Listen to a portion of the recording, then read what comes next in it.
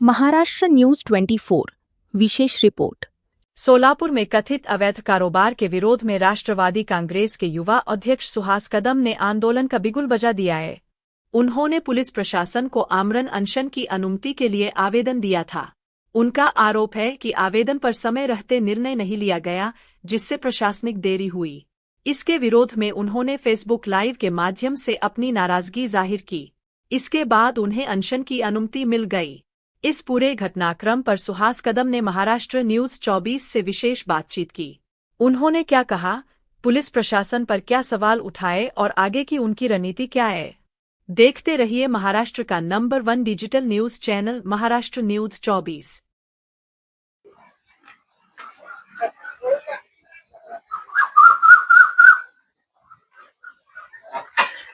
गेल्या 15 ते 17 दिवसापासून राष्ट्रवादी युवक काँग्रेसच्या माध्यमातून सोलापूर शहरामध्ये वाढत असलेले अवैध धंदे व अवैध धंद्यांना पोसणारे व अवैध धंद्यावाल्यांकडून माननीय पोलीस आयुक्त आणि पोलीस उपायुक्तांच्या नावे अवैध धंदेवाल्यांकडून वसुली गोळा करणारे, हप्ता गोळा करणारे जे काही पोलीस अधिकारी आहेत, एएसआय बाळासाहेब रामदास गायकवाड, भागवत शिंदे आणि राजू चव्हाण यांच्या विरोधामध्ये मी गेल्या 15 दिवसापासून ते 17 दिवसापासून सनदेशीर मार्गाने लढत आहे।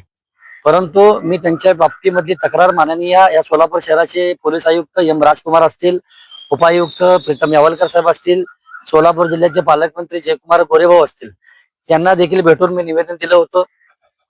त्याच्यावर अद्याप कोणतीही तक्रार झाली, त्याच्यावर अद्याप कोणतीही कारवाई झाली नाही। त्याच्यानंतर स्मरणपत्र देखील मी माननीय पोलीस आयुक्तांच्या नावे दिलं होतं, तरी देखील दखल झाली नाही। त्या अनुषंगाने राष्ट्रवादी युवक काँग्रेसच्या माध्यमातून दिनांक 30/6/2026 रोजी पासून मी ह्या वसूलदारांवर कारवाईसाठी व सोलापूर शहरातील अवैध धंदे हद्दपार करण्यासाठी मी अन्नत्याग उपोषण ह्या ठिकाणी उद्यापासून करणार आहे।